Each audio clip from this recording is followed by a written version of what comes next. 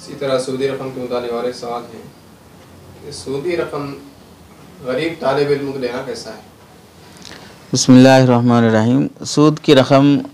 गरीब मुस्तहिक़ को देना चाहिए। वो मुस्तहिक़ चाहे तालिब इल्म हो, मदरसे का तालिब इल्म हो या स्कूल का स्टूडेंट हो, कोई भी शख्स हो, मुस्तहिक़ सदक़ा है तो उसको सूदी रकम देना फ़ी नफ्सी दुरुस्त है, इसकी इजाज़त है। लेकिन मशवरे के तौर पर यह बात गौर कर लेना चाहिए कि जो तलबा कुरान मजीद पढ़ रहे हैं, दीन का इल्म महफूज कर रहे हैं, तो उनकी खिदमत हमें कैसे करनी चाहिए।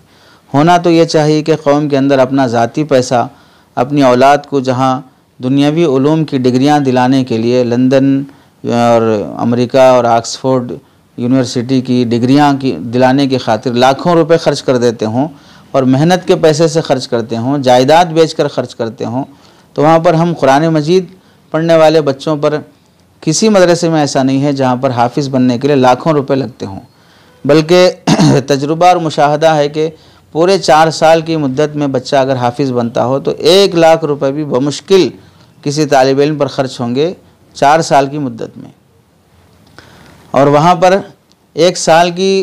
कपड़े और जूते और किताबों की फ़ीस ही एक साल की जो फ़ीस होती है कपड़े और जूते वगैरह को छोड़कर सिर्फ किताबों की और एडमिशन और मंथली फ़ीस ही 1 लाख से ज़ायद हो जाती है।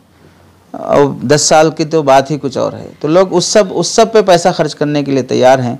तो खुदा में जो खिदमत दीन में मसरूफ़ हैं, हिफाजत दीन में मसरूफ़ हैं, उस तबक़े पर ज़कात का पैसा खर्च करते हुए ख़ुद गौर करना चाहिए कि हम कैसी नामुनासिब और नासाइश्ता हरकत कर रहे हैं। लेकिन अगर कोई शख्स ऐसा है कि उसके पास देने के लिए उसके अलावा कोई और रास्ता नहीं है, वही रकम खर्च करना चाह रहा हो, या कोई इदारा ऐसा है जहाँ पर लोग अपना ज़ाती माल लगाने से बेजार हैं, या उनका मिजाज नहीं है, या उनको वो समझ और अक़ल नहीं है, तो वैसी सूरत में उस इदारे को और उस गरीब तालिब इल्म को भी इंटरेस्ट की रकम लेना जायज़ है, और लोगों को भी ऐसी सूरत में इंटरेस्ट की रकम गरीब तालिब इल्म को देना दुरुस्त है।